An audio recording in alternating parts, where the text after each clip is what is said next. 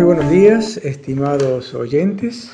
Gracias por sintonizar Radio Flash y este programa, Caminemos Juntos, que empieza ahora. Es el espacio de CAF, un camino de desenvolvimiento espiritual. Y hoy en la mesa de trabajo estamos Miguel, Manuel, Félix, quien les habla José, y siempre nos ayuda en los controles Roberto Molina. Bueno, está hecho todo, el comienzo. Levantamos el telón y ahí va el título de hoy. Estamos siempre en el curso Sacrificio y ahora vamos a desarrollar un tema que se llama la lucha por la vida. Dentro del sacrificio que tiene que hacer el ser humano está que es la lucha por la vida. Ahí va. Es posible que nosotros no lo pensemos en esos términos, ¿no es cierto? Es decir, simplemente vivimos. Pero cuando lo reflexionamos nos damos cuenta que muchas veces tenemos que enfrentar situaciones muy difíciles que las tenemos que resolver sí o sí porque no tenemos alternativas. Y eso a veces acarrea dolor. Quiero citar dos frases que me parecen muy interesantes porque vienen al respecto. Una es: el trabajo destierra tres grandes males, dice el dicho: tedio, que ya lo hemos visto en el programa anterior, vicios y pobreza. Este es Voltaire, 1694-1778, que es escritor y filósofo francés. Dijimos que ya habíamos hablado del tedio en el programa anterior, y por eso quiero citar también a Goethe, que es un filósofo alemán. El hombre puede soportar cualquier cosa, salvo la sucesión de los días repetitivos. Es decir, la rutina.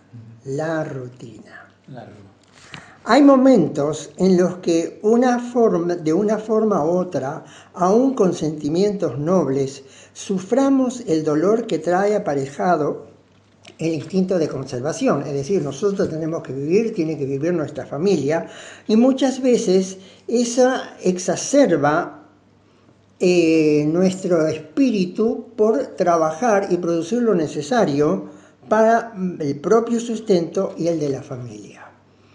Entonces tenemos que enfrentar. En realidad a mí no me gusta usar la palabra enfrentar, prefiero decir asumir lo que la vida nos presenta, ¿no es cierto? Aún en las situaciones más extremas, como es conseguir el mínimo o paupérrimo alimento para mi familia. Sí, ¿no? Ahí se mencionó recién el instinto de conservación. A mí me parece que ese quizás sea el elemento fundamental que traemos de hace milenios los seres humanos, y no solamente los humanos, todo lo viviente. Traemos para sostenernos en la vida y por eso estamos hoy acá, por el instinto de conservación que tuvieron nuestros antecesores, toda la humanidad. Pero ese instinto de conservación que nos llevó también a luchar unos con otros, a luchar con animales o con salvajes para poder subsistir, también a veces pasó de la raya, de la línea, y enfrentó situaciones que produjeron mal y pesar para ambas partes, los que luchaban y los que se defendían, los que atacaban y los que contraatacaban. Entonces, dentro de ese instinto de conservación hay que ver bien qué es aquello que nos sostiene en la vida a todos los seres humanos y aquello que nos separa. Entre las dos cosas, me parece, habría que buscar siempre un equilibrio donde podamos compartir y participar en el mundo con todos los seres humanos y saber también sostener nuestra vida, la de nuestra familia o la del grupo que tengamos que sostener. Sí, yo también me pregunto acerca del término lucha. ¿Qué tal si lo enfrentáramos, lo viéramos como trabajo? Quizás, como bien se decía recién, hay todo toda una historia detrás de cada uno de nosotros, detrás de nuestra familia, detrás de nuestro país, de nuestro mundo. Y no logramos hasta ahora solucionar conflictos que no sean a través de la violencia. Algunos, poquitos, sí. La mayoría, los grandes, los que se consideran importantes, va la lucha, va el enfrentamiento, va la guerra. Y entonces surge la gran pregunta: ¿qué somos nosotros? Es decir, cada ser humano, cada miembro de este espécimen, ¿qué es lo que somos? Si después de miles de años tenemos que seguir funcionando igual, ¿cuál es la evolución? Y todos nosotros sabemos que detrás, o más que detrás, debajo, subyace una fuerza interior que nos lleva a superarnos.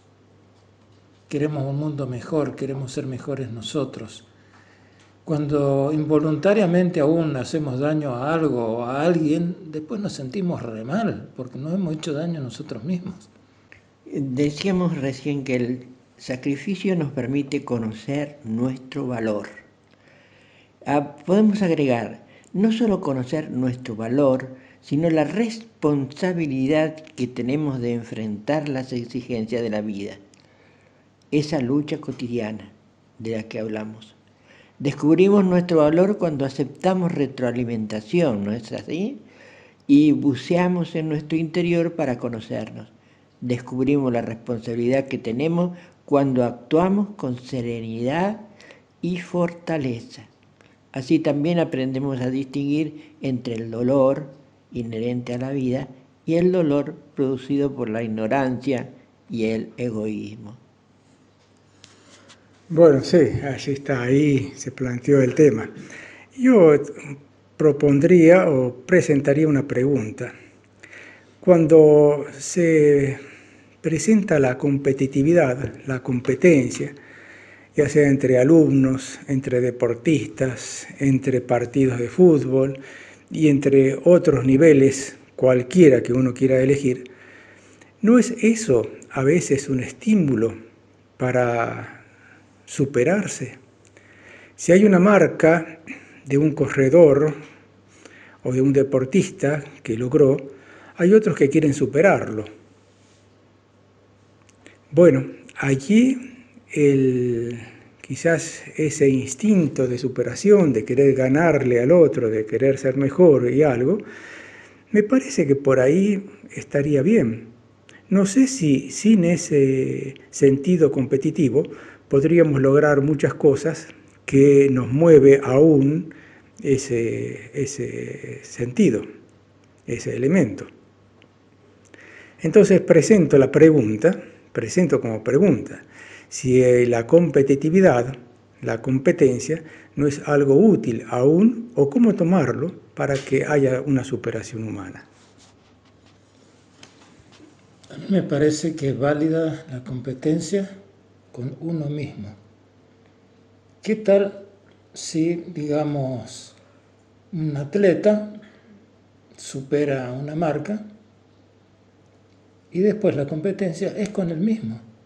Él tiene que reducir ese tiempo, levantar unos centímetros más ese salto. Tiene que aguantar un tiempo más debajo del agua, pero es él con él.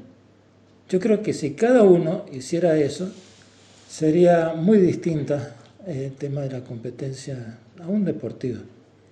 Creo que una competencia deportiva sería sana, pero nosotros vemos qué difícil es ver un buen partido de fútbol sin que haya tantos fouls, tantas faltas, tanto golpear al enemigo, tanto tirársele a los pies cuando va avanzando peligrosamente.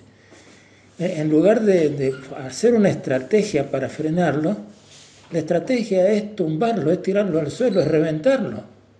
No me parece sano eso. Y eso se ve también cuando esa misma furia, esa misma bronca, esa misma competencia malsana va a las tribunas. Ha muerto gente en las tribunas. Yo creo que sí, es así como dice Félix. Hay una necesidad de superación, pero también eso depende mucho de las personas. Puede estar aquel que se duerme en los laureles, como se dice. Entonces está primero y se mantiene ahí. Entonces su esfuerzo llega hasta ahí. Ahora apareció otro y resulta que lo superó. Bueno, entonces ahí aparece el desafío. Ahí aparece el desafío para aquellos que no intentan superar su propia marca, como decía Félix, sino, es decir, hay otro que la ha superado. Entonces le exige pasar por encima de sus exigencias hasta ese momento para llegar a no solo al nivel del otro, sino superar y mantener su puesto, ¿no es cierto? Entonces, todo eso requiere un sacrificio, necesariamente, porque tiene que hacer mucho más esfuerzo, tiene que ejercitarse muchísimo más, ¿no es cierto?, y exigirse a sí mismo. Entonces, desde ese punto de vista, el sacrificio yo creo que es positivo, porque de alguna manera nos enseña a esforzarnos y ver que realmente lo que estamos haciendo no es nuestro límite, que podemos más. Pero si es decir, si no estamos en condiciones de ser exigidos, llegamos hasta ahí. Llegamos hasta ahí. Muy pocos, y en eso comparto lo que decía Félix, ¿no es cierto? Son muy pocos los que realmente pretenden superarse, aun cuando no tiene que competir con nadie, ¿no es cierto? Entonces, eso tiene un gran valor, porque probablemente esa es la actitud que tenga frente a la vida. Ahora bien, si la vida nos fuera fácil, es decir, que no tuviéramos problemas o dificultades, entonces no desarrollamos todos nuestros recursos, no aprendemos a sacar de adentro lo que realmente tenemos de innato, ¿no es cierto? Entonces, yo afirmo, necesito el desafío de la vida para ver hasta dónde puedo llegar y más. Y hay una cosa que siempre tengo presente como parte de nuestro camino. Nunca, nunca en la vida nadie va a ser exigido más de lo que realmente puede, en cualquier orden de cosas. Puede ser eso así, puede ser así. Yo también pienso que la competitividad, imagino que podría ser posible teniendo ese enfrentamiento de querer superar las marcas, el conocimiento de otras personas, porque eso realmente estimula. Pero se podría separar la personalidad para no agredir al otro, sino que sea la competencia sana, la competencia limpia, la competencia humana. Yo sé que había, según nos comentó una vez un médico, que esa competitividad en los niveles científicos, médicos, de investigaciones muy profundas, existía que algunos científicos boicoteaban o rompían los trabajos de sus colegas para que no llegaran a ciertas soluciones, a ciertos conocimientos que podrían darle cierta fama. Bueno, esa competitividad es la dañina, la que no ayuda a los seres humanos ni ayuda realmente a la ciencia. Pero sí la competencia de querer saber más, de querer ir más allá, de querer poder superarse, tanto uno mismo como los demás a uno. Yo me pregunto entonces, la lucha por la vida dentro de esa competitividad. Una cosa es los recursos que necesitamos para vivir bien, alimento, abrigo, casa. Y otra cosa es la superación personal como deportista, como científico, como artista. Y bueno, ¿qué mundo llega ahí para que uno pueda tener la conciencia del equilibrio de las cosas sin llegar a la agresión? Bueno, yo puedo ver la lucha por la vida como algo frustrante o doloroso o lo que sea. Pero voy a dar un ejemplo que probablemente todos los han vivido. Yo lo he vivido naturalmente. Por ejemplo, miremos el pasado, miremos nuestro pasado. Miremos las situaciones difíciles que hemos pasado o frustrantes que hemos pasado. Nosotros mismos o con nuestros amigos o con nuestros padres o con nuestros vecinos. Y miremos en la distancia y digamos, ¿qué he aprendido? ¿Qué me ha enseñado esa experiencia que he pasado? De esa manera uno se da cuenta de que realmente el momento que pasó de sufrimiento y de dolor después se transforma en una enseñanza. Entonces, yo siempre me pregunto cuando tengo que atravesar una situación difícil, ¿qué es lo que me está enseñando la vida? ¿Qué es lo que tengo que aprender de esta experiencia que no me gusta, pero la tengo y la tengo que resolver y salir adelante? ¿Qué me está enseñando? Sí, así es. Siempre nos está enseñando algo, siempre podemos aprender. Conozco un caso, según me contaron, de una familia, esto era Medio Oriente, donde tenía todo, una gran riqueza, una familia cómoda, un pasar cómodo, no necesitaban riqueza, riqueza y riqueza. Pero había algo que no tenían, que era ese esfuerzo por superarse, ese esfuerzo porque la satisfacción de haber ganado lo que se merece, o sea, esforzarse por tener el sustento.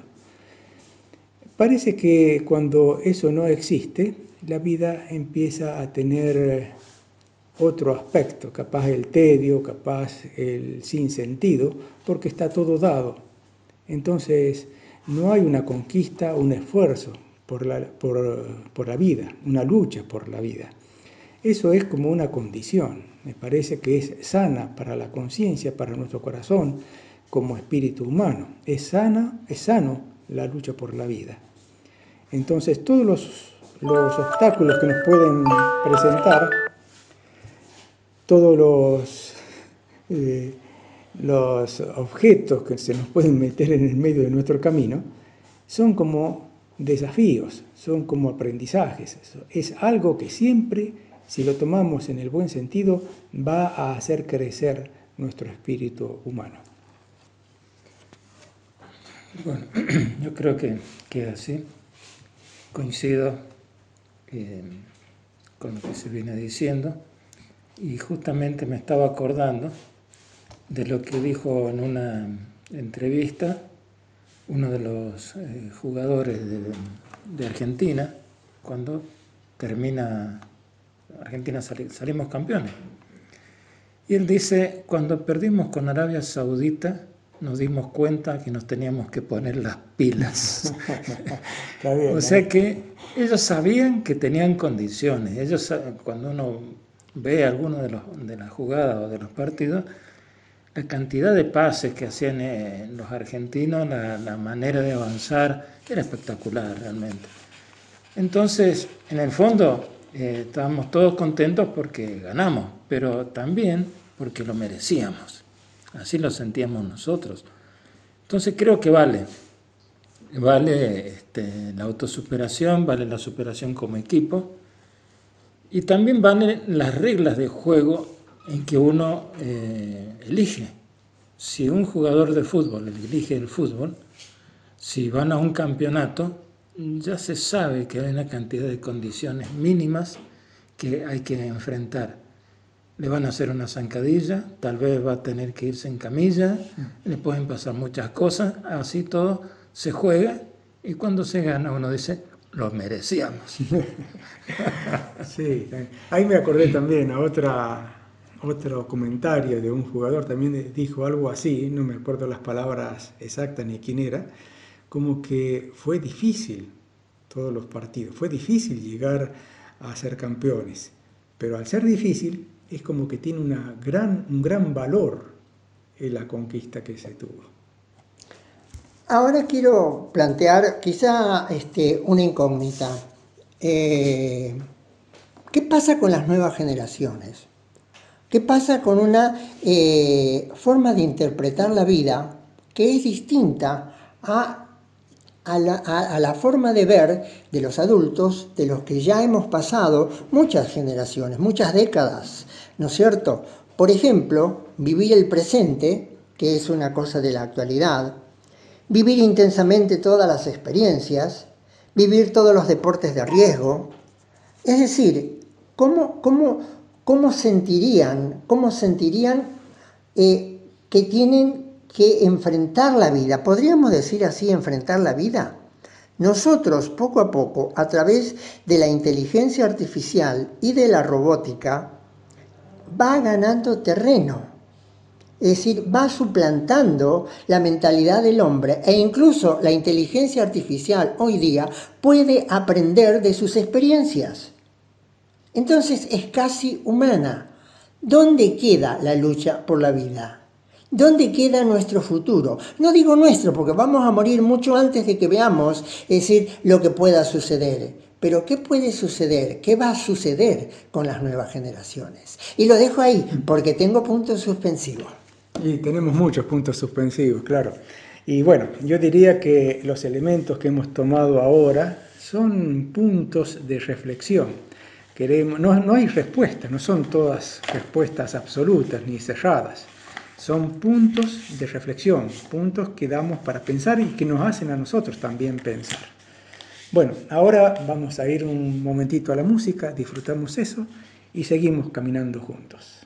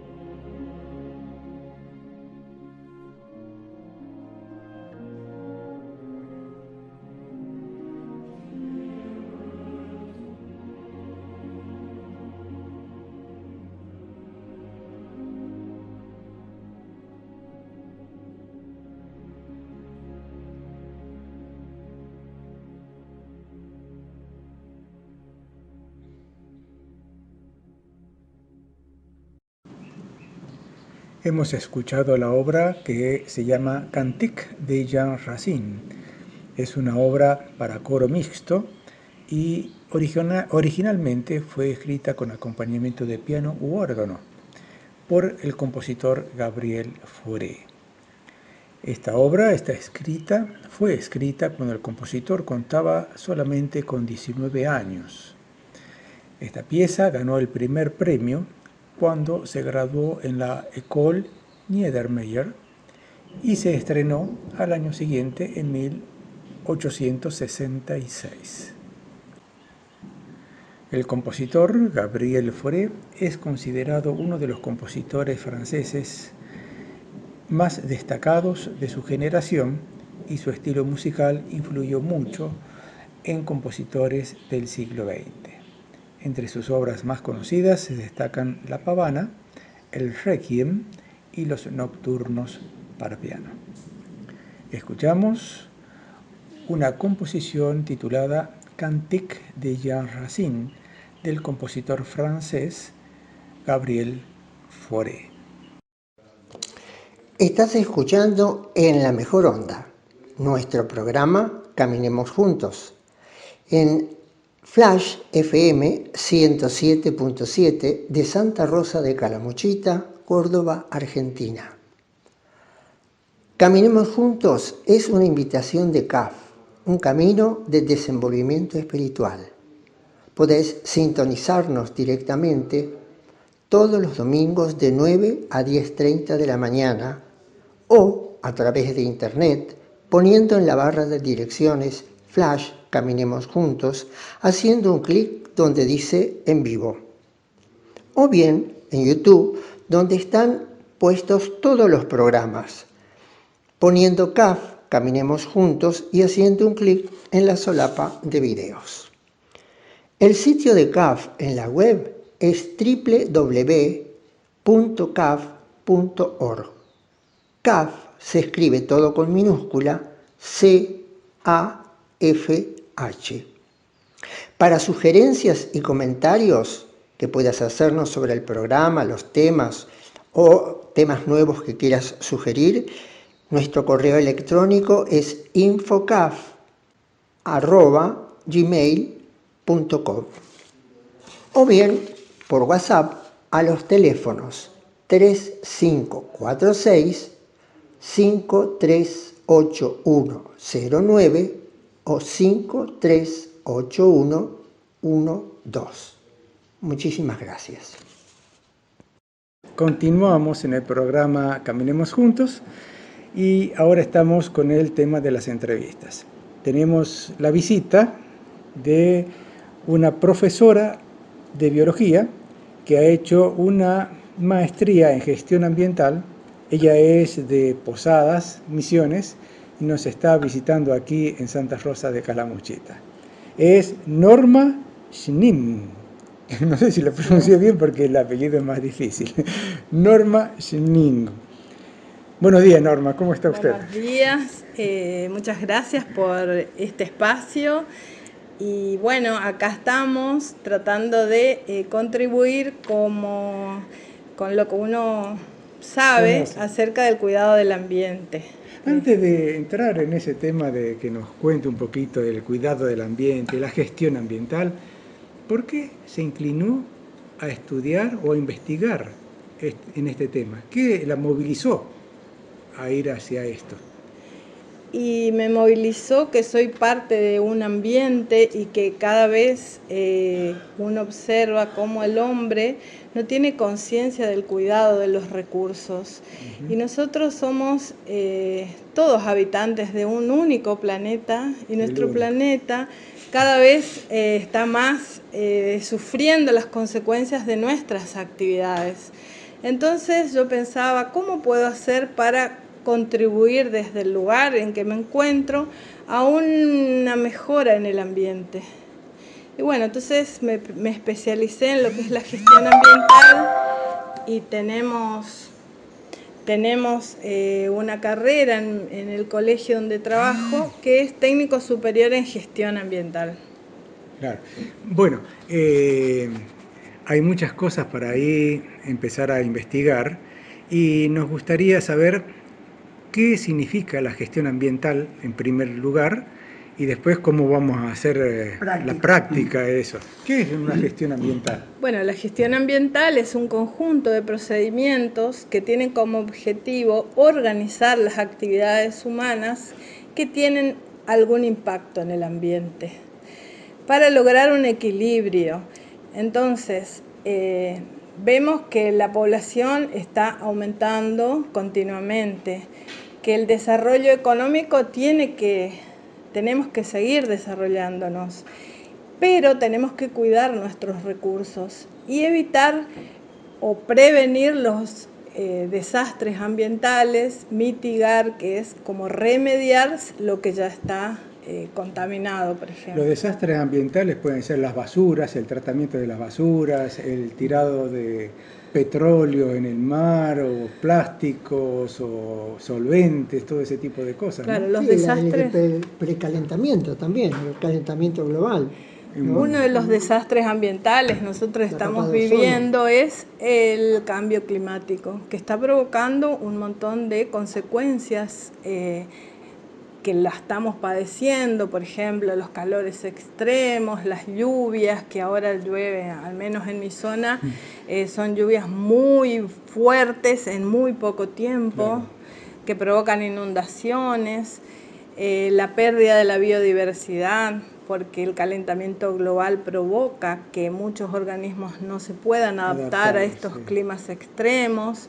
Vemos en la agricultura como los campos, al no haber agua, porque también hay sequías, claro, no se producen ya los productos básicos para la alimentación humana. Ahora yo imagino, Norma, que todo eso tiene como distintos niveles de tratamiento en la gestión. Está el nivel estatal, que es a nivel social, a nivel grande, después está a nivel más pequeño, hasta cada uno cómo puede hacer su gestión ambiental en su propia casa.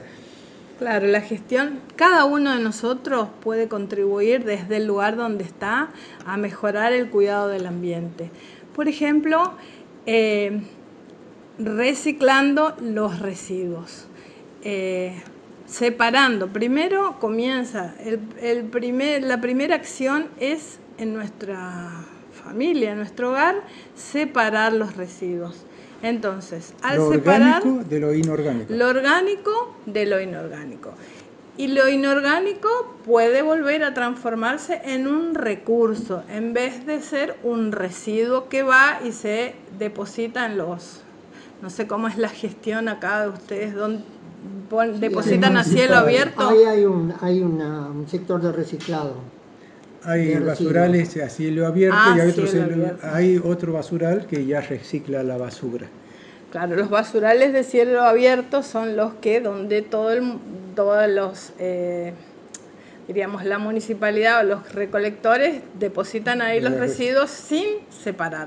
Claro, todo junto. Lo ideal sería que cada uno contribuya. Si usa envases de plástico, separa el plástico, el papel, el cartón, el vidrio y los lleva a los centros donde se recuperan esos residuos. Claro.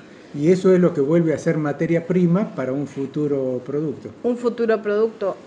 Hoy en día estamos viviendo una nueva manera de entender lo que es la economía, ¿no? Que es un modelo de producción y consumo llamado economía circular, que pretende o que busca que el producto, o sea, la extracción de una materia prima, después se extrae, se elabora el producto, se transporta, se usa y se desecha. Esa es la economía lineal. Lo que busca la economía circular, que en vez de ser un desecho, se transforma en un recurso nuevamente e ingrese al ciclo, cerrando el ciclo. Entonces, en vez de extraer el recurso, lo podemos reutilizar, lo podemos reciclar para volver a utilizarlo. Claro.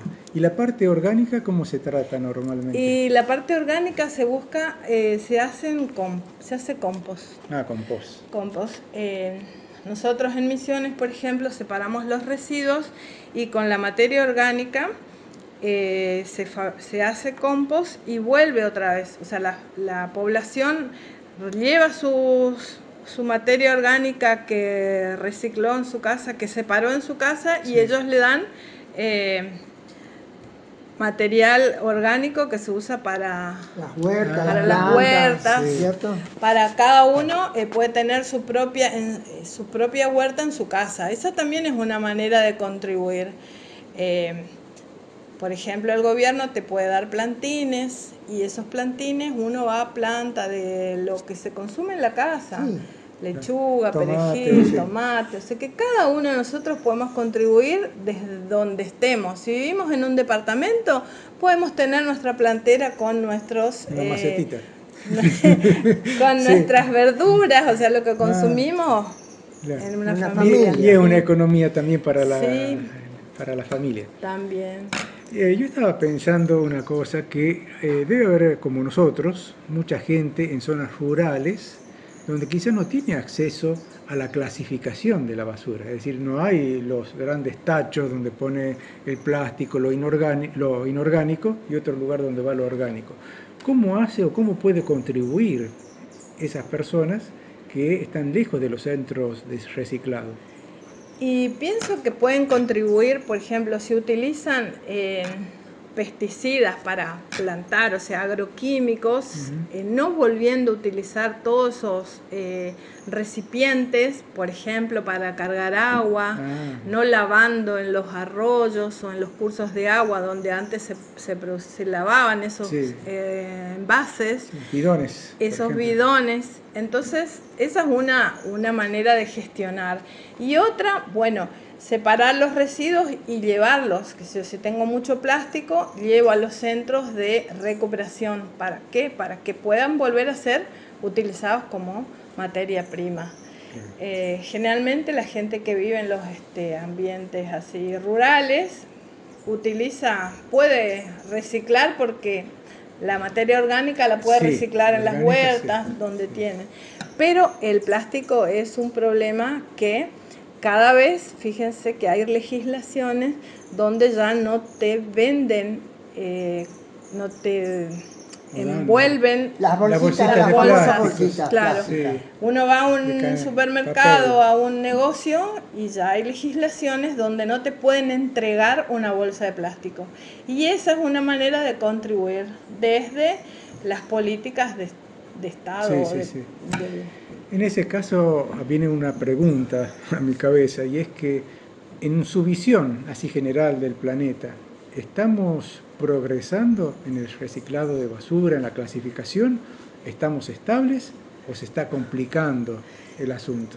Según las estadísticas, cada vez se recicla más. O sea, hay una conciencia, y depende también de las políticas locales, regionales, nacionales. Nosotros vivimos en Misiones, que es una provincia, que es la capital nacional de la biodiversidad. Sí. Entonces nosotros tenemos el 52% de la biodiversidad del país se encuentra en Misiones. Entonces tenemos muchas áreas protegidas y políticas de Estado que protegen el ambiente. Entonces la población cada vez está más educada ambientalmente, porque la educación ambiental es una herramienta de la gestión también. Y principalmente nosotros desde cada lugar en que uno se encuentra puede lograr ese cambio en sus hábitos de consumo. En vez de consumir algo que tiene un solo uso, buscar que dure un poco más lo que uno tiene en sus manos. Es una economía también.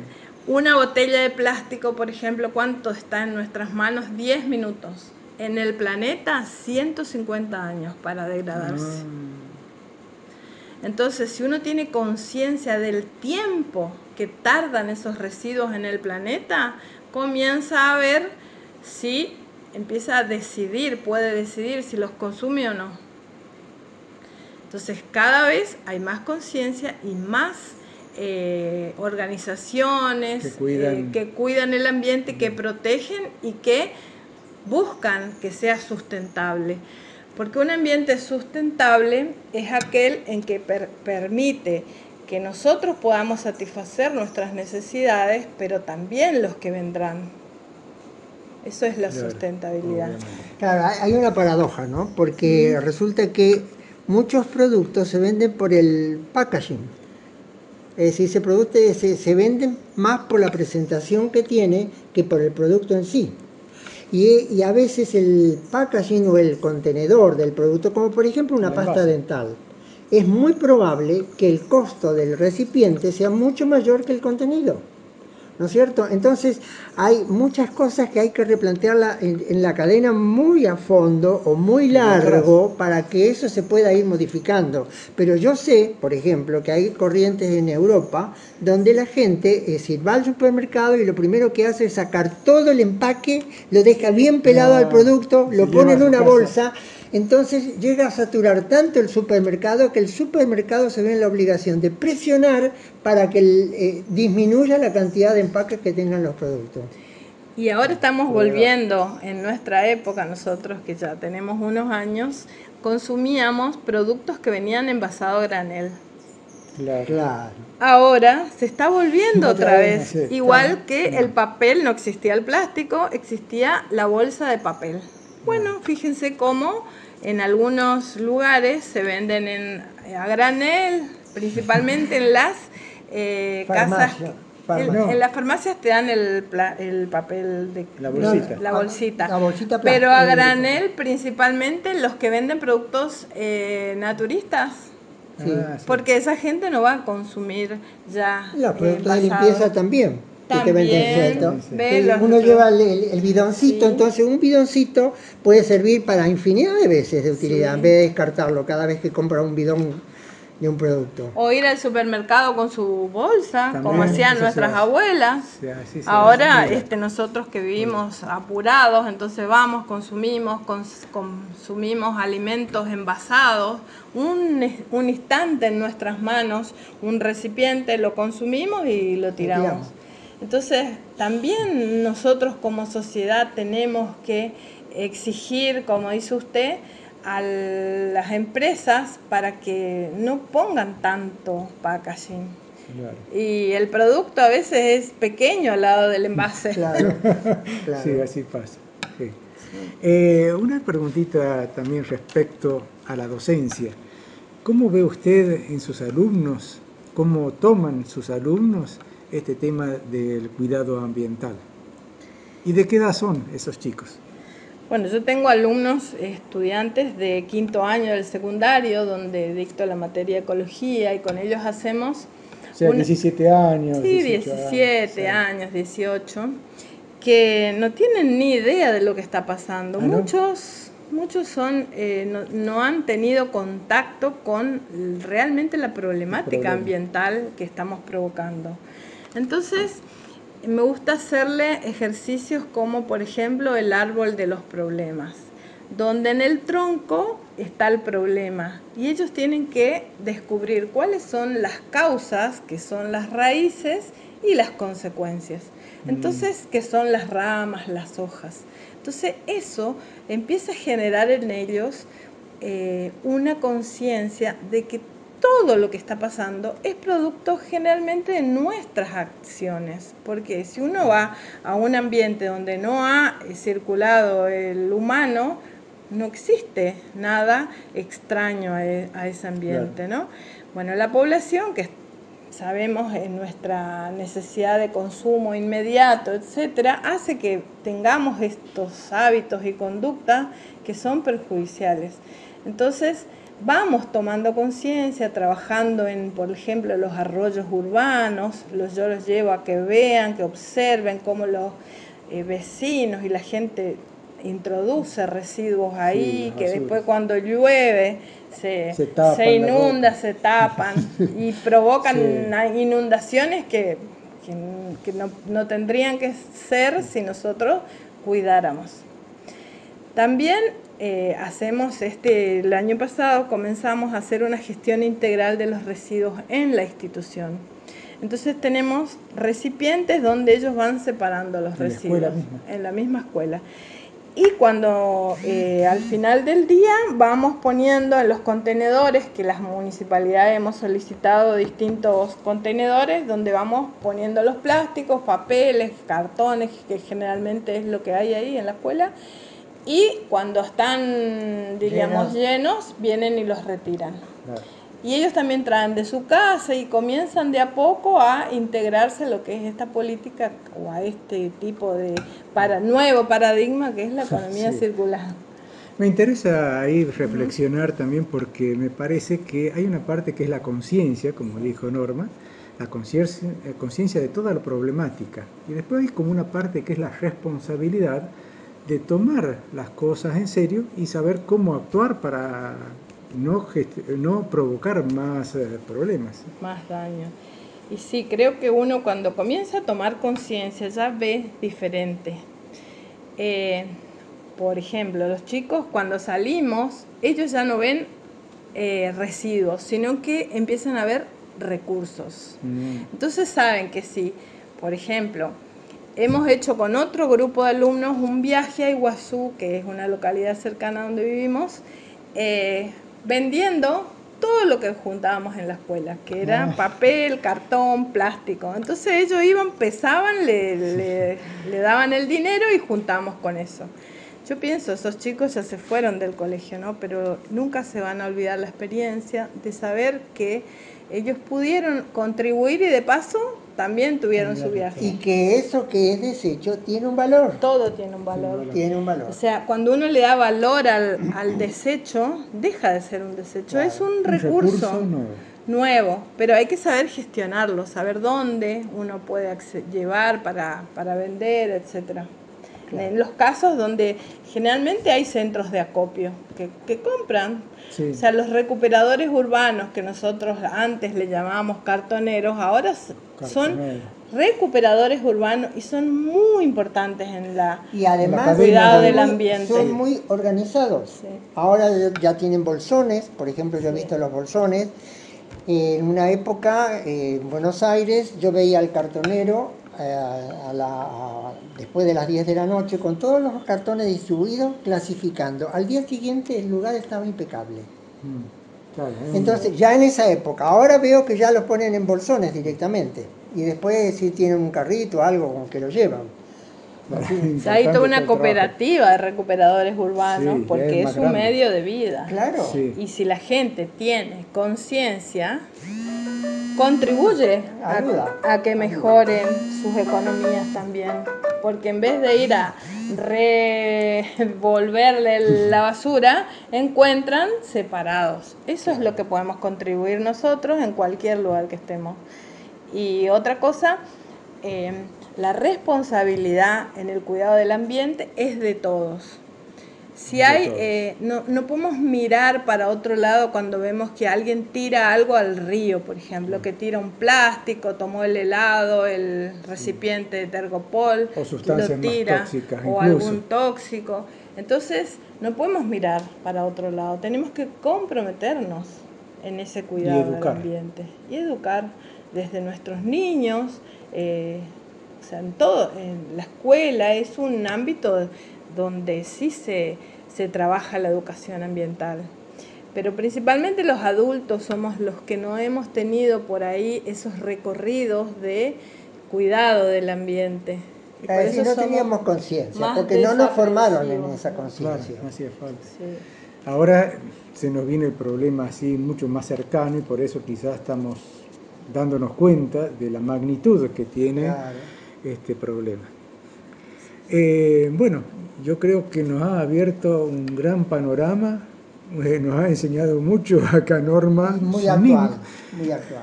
Una cosa muy actual y que nos gustaría transmitir a todos. Y algo muy lindo que dijo al principio es como que tomar conciencia que tenemos un solo planeta.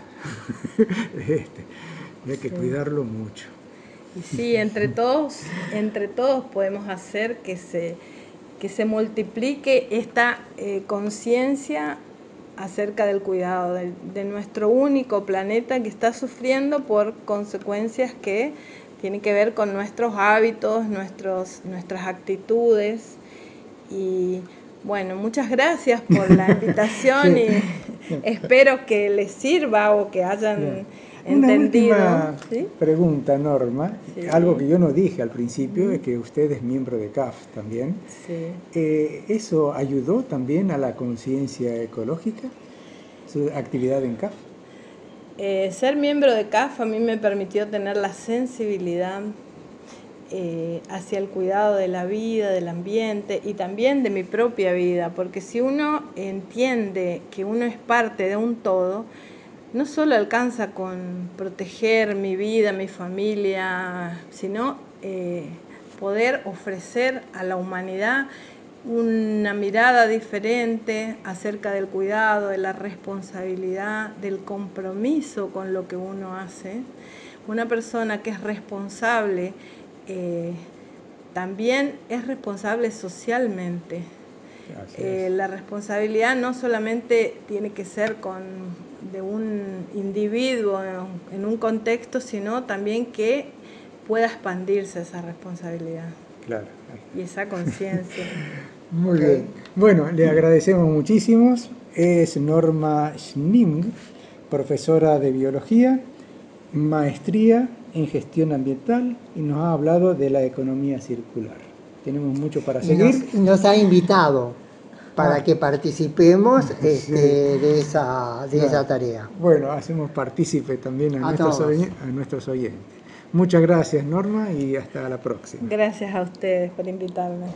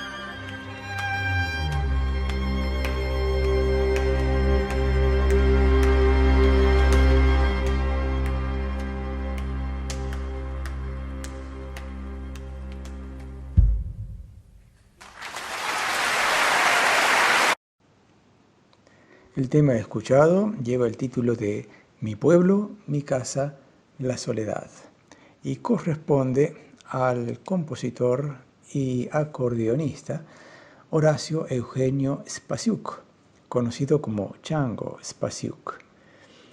Nació en 1968, es conocido, como dijimos, como Chango Spasiuk. Es un compositor y acordeonista argentino especializado en el chamamé.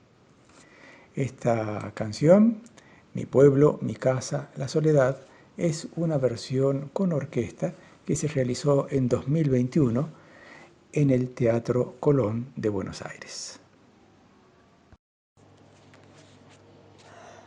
Continuamos con el programa Caminemos Juntos y en el bloque que nos corresponde es el de hablar de algún personaje que elegimos y para nuestros oyentes me gusta sembrar la incógnita. Así que voy a dar algunos datos y después vamos a decir de quién estamos hablando. Queremos hablar de una mujer muy especial. En realidad es tan especial como tantas, muchas otras mujeres en el mundo. Francesa, pianista, concertista, compositora y letrista. Hay que hacer una aclaración. Francesa, nacida en Canadá.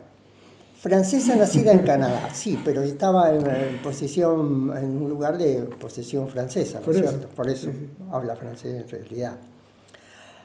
Y antes de querer nombrar, quiero dar 4 aspectos que son los que destacan a esta persona.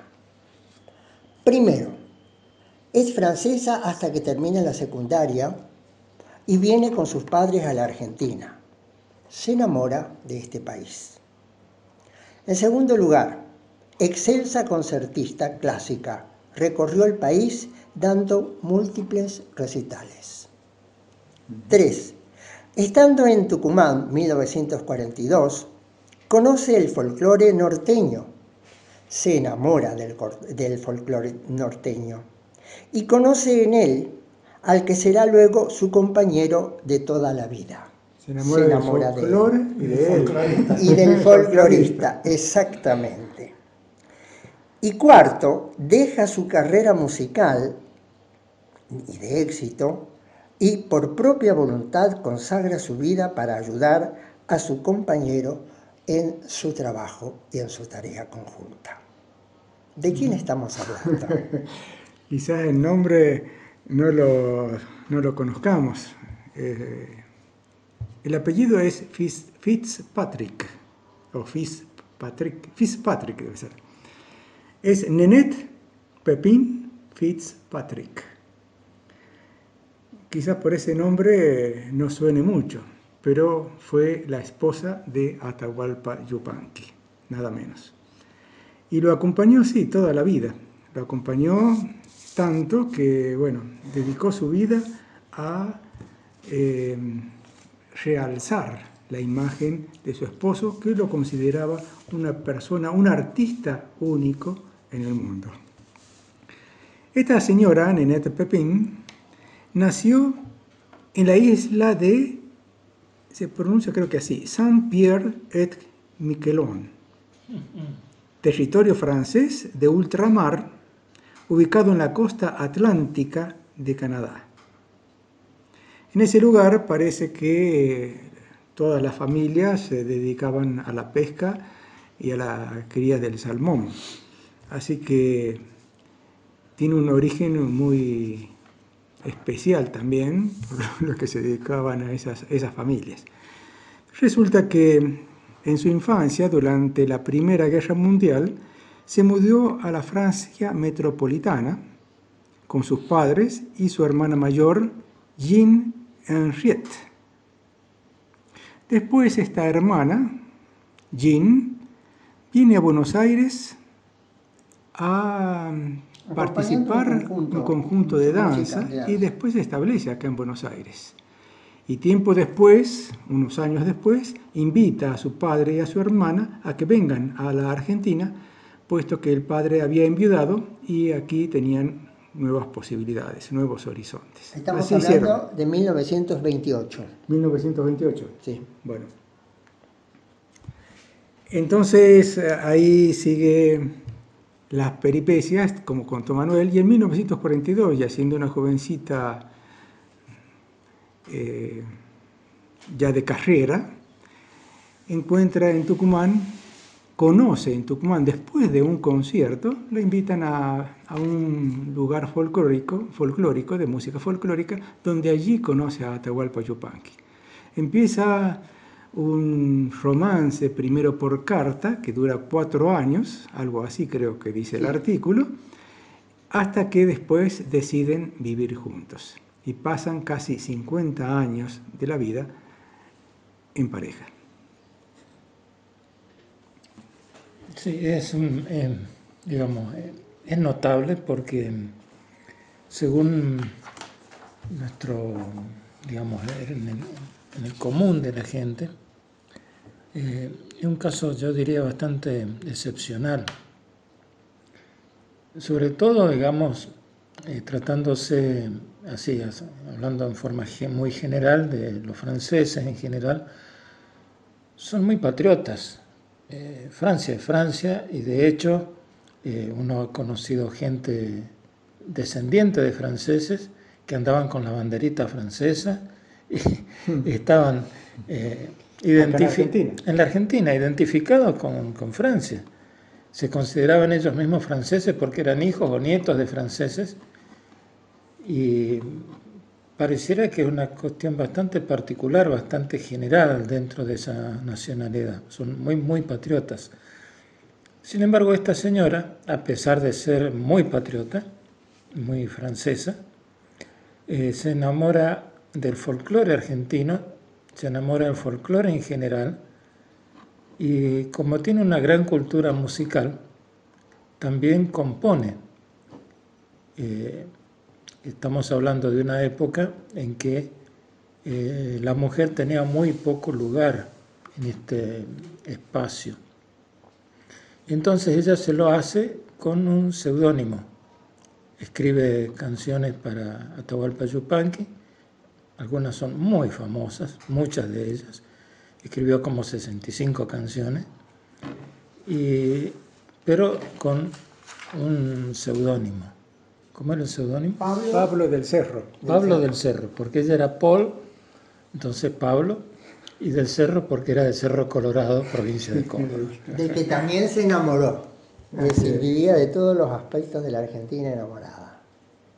Bueno, eso es una parte importante también, el que ella haya amado la música argentina, la ha conocido a fondo a la música argentina, ha compuesto y canciones muy bellas y muy famosas, combinada una alta musicalidad con un alto nivel de la poesía.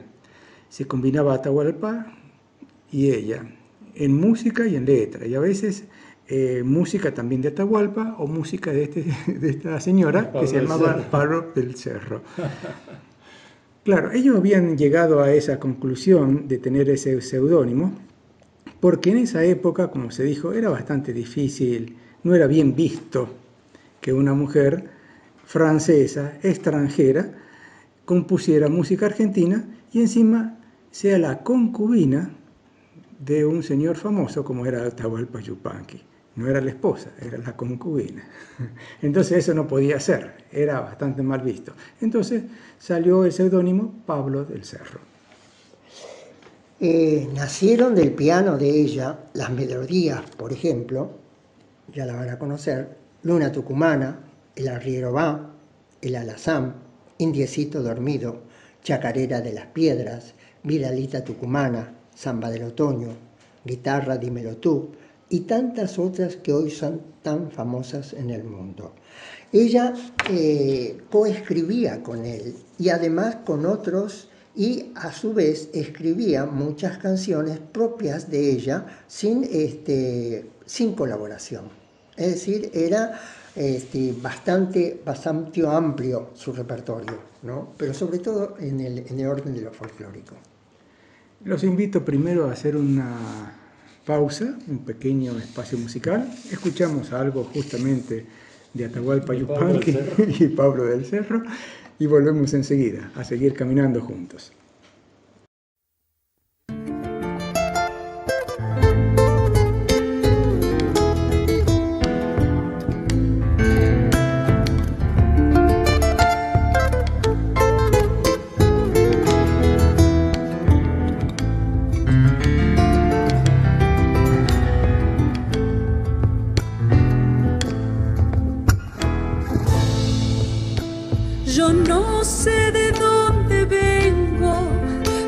no sé bien dónde voy para alumbrarme en mi noche larga.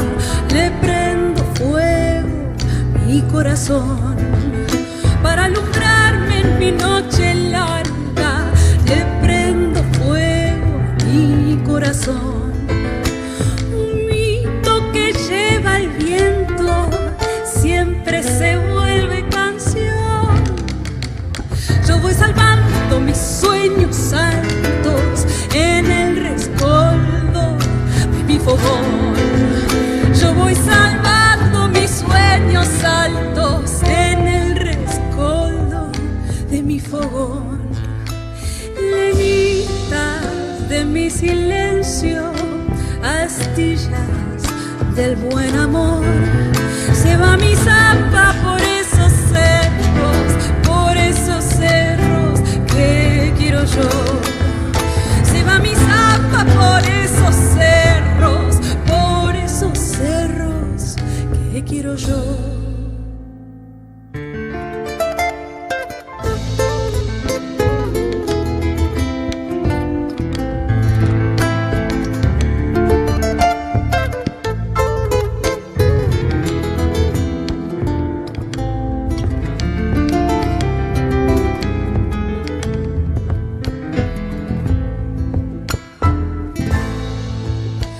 Agüita de la vertiente, no te canses de brotar.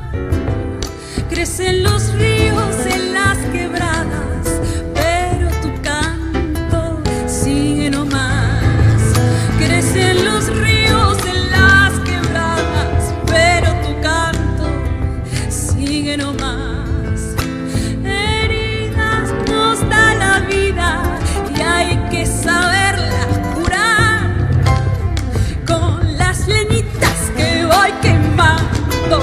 se va entibiando mi soledad.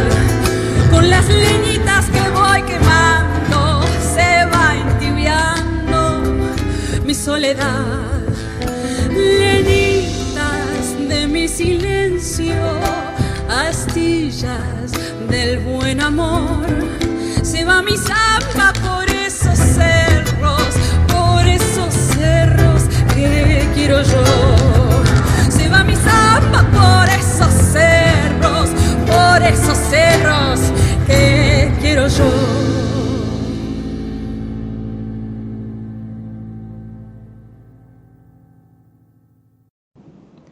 Zambita del buen amor, canción de Atahualpa Yupanqui y Pablo del Cerro, interpretado en esta ocasión por Luna Sujatovich y Lito Vitale, en una presentación que se hizo en el Teatro Coliseo en agosto de 2021. La cantante Luna Sujatovich es cantante, compositora y pianista, nacida en Buenos Aires. Hay un comentario respecto de sus interpretaciones que dice así: en sus canciones, Luna nos llevará a recorrer diversos paisajes musicales, pasando de sonidos rioplatenses a la fusión del jazz rock, todo condimentado con su impronta de artista multifacética. Escuchamos entonces de Atahualpa Yupanqui y Pablo del Cerro, Zambita del buen amor. Bueno, continuamos con esta segunda parte. Estábamos hablando de Nenet, la compañera de Atahualpa Yupanqui. Ellos en su pareja tuvieron un solo hijo. Él cuenta muchas anécdotas de su relación de pareja. Roberto Chavero. Roberto Chavero, exactamente. Y de la relación que mantenía su padre y su madre. Generalmente ella, en la medida que lo podía, lo acompañaba en toda su trayectoria, y cuando no podía tenían un departamento alquilado, un pequeño departamento alquilado en París, donde ella junto a su hijo esperaba que él hiciera su recorrido. En realidad toda su vida estaba consagrada a ello. Y por supuesto llega a su fin, muere joven. En realidad muere alrededor de los 50 años o algo así. Sí, no recuerdo, sí. Por un ataque cardíaco en Buenos Aires el 14 de noviembre de 1990. Y sus cenizas fueron echadas al mar en las costas de su tierra natal, según ella lo había pedido, San Pedro y Miguelón, en el Atlántico Norte. Eso significa el patriotismo también que tenía, quizás por su sangre francesa, que a pesar de haber vivido en Argentina, haber amado el folclore argentino, siente que sus cenizas tienen que volver a sus raíces. Es interesante acá también algo que cuenta el hijo, Roberto Chavero, diciendo que él ya era grande, un día, siendo ya grande, él dice así: mamá me confesó que era tal su admiración por el Tata, o sea, Atahualpa, que decidió renunciar a su propia carrera para apoyarlo, ya que es un artista único en el mundo. Palabras de su hijo Roberto Chavero, alias Colla. Alias Colla, sí. Colla.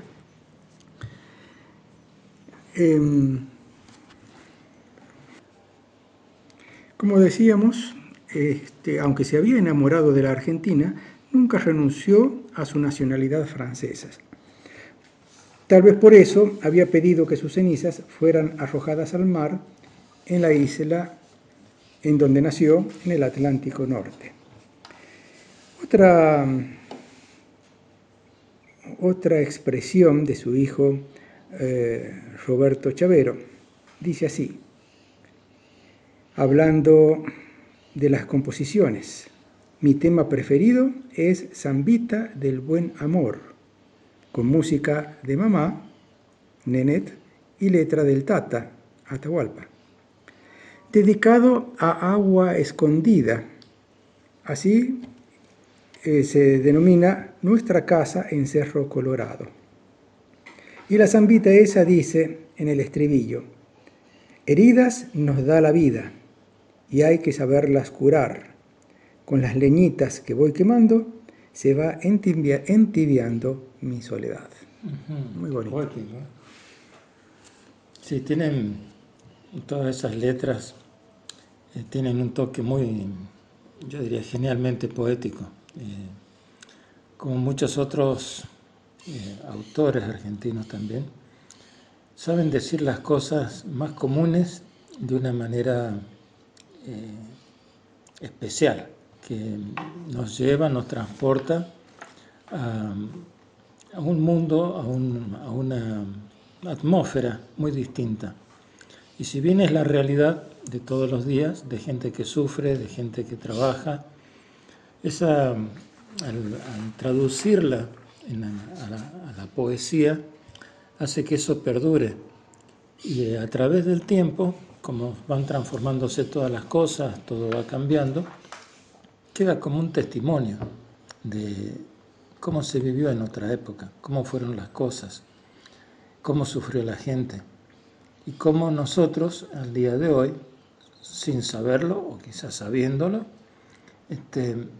vivimos una vida, yo diría, muy especial, envidiable, con muchas comodidades, muchos adelantos, mucha tecnología, pero también fue gracias a toda esa gente que fue dejando su sangre en los surcos, en la poda, en la hacienda, en todo lo que fue y lo que sigue siendo muy gaucho. Es interesante también pensar que, según palabras de su hijo, ella, Nenet, es como que acomodó la vida de Atahualpa, como que ayudó a que se disciplinara o se formara o encaminara siempre hacia desarrollar ese talento que tenía. Así lo relata. Y esto es una reflexión personal. Ella muere en 1990 y Atahualpa Yupanqui en 1992, 2 años después solamente. Es como que hubiera quedado vacío, como que le faltara una parte fundamental de sí. Quizás eso lo fue marchitando y bueno, terminó casi junto con ella. Hay un aspecto en que él, como consecuencia del régimen militar, en la época del régimen militar, muchas de sus composiciones, entre comillas, se consideraban no convenientes. No convenientes. Entonces tuvo que salir del país. Por supuesto, se fueron a Francia y a París. Y algunos críticos decían, él escribe para la Argentina, sin embargo, vive en Francia. No sé cómo tomarlo, si como un halago o como una crítica, ¿no es cierto? Pero esa fue su realidad. Y el otro aspecto importante que quería destacar es que, sobre todo en el caso de ella, porque de alguna manera, es decir, cuando uno es niño y adolescente, mama prácticamente el lugar donde ha vivido. Y ella mamó, es decir, la característica del pueblo francés, es decir, de la idiosincrasia francesa. Pero sin embargo, se enamora del folclore argentino y sus letras, sus composiciones emanan o tienen el perfume de lo auténtico, de lo tradicional, de lo genuino de América, de la Argentina y de nuestro folclore. Eso es muy destacable, que en conjunto con las características de su compañero realmente formaban una dupla magnífica. Se dice que trabajaban muy en equipo, se consultaban todo. Hay una anécdota que creo que cuenta el hijo, en que le achacaban a Atahualpa Yupanqui que viajaba con medios modernos, que viajaba en avión, y como si él era una persona aparentemente campesina y que era filocomunista y todo eso, ¿cómo se daba todos esos lujos? Entonces dice que el padre le contestó a este hombre que él iba a caballo, él quería llegar a Francia de caballo, pero cuando llegó a la costa, el caballo no quiso seguir más, así que tuvo que subirse a un medio de transporte que era el avión para poder llegar a París. Está bien. Sí. Hay unas cartas que escribe, muchas cartas que escribe Atahualpa a su esposa. Y alguien recopiló esas cartas y escribió un libro que se llama Cartas a Nenette. Es muy interesante porque se ve que escribía mucho a Atahualpa y le detallaba todo tipo de cosas, de sus conciertos y de sus estados de ánimos, de su vivencia interior. Ahí se nota que había una afiliación, una comunicación, una sintonía muy profunda con Nenette. Y quizás por eso también cuando desaparece Nenette, habíamos dicho que como que queda solo, como que queda vacío, como que queda ya un poco sin sentido su vida. Y se marchita y muere en París. Bien, creo que hemos dicho los aspectos más importantes de ellos y que, sobre todo de ella, porque prácticamente no se la conoce. Y muchas no asocian el seudónimo con realmente quién está detrás. Y eso también, recuerden, es un problema de la época machista. Y ya hablamos nosotros en anteriores programas de esta famosa pianista que también sufrió las consecuencias del machismo imperante no solo en la Argentina, sino en Europa. En todo el mundo. Sí. En todo el mundo. Bueno, esto ha sido una pincelada, un bosquejo, un elemento que damos a la audiencia para que reflexionemos, para que veamos nuestro mundo y para que mejoremos con nuestro aprendizaje y construyamos el mundo mejor. Gracias por caminar junto a nosotros. Nos vamos ahora despidiéndonos e invitándolos nuevamente para el próximo domingo, desde las 9 horas, aquí en Radio Flash.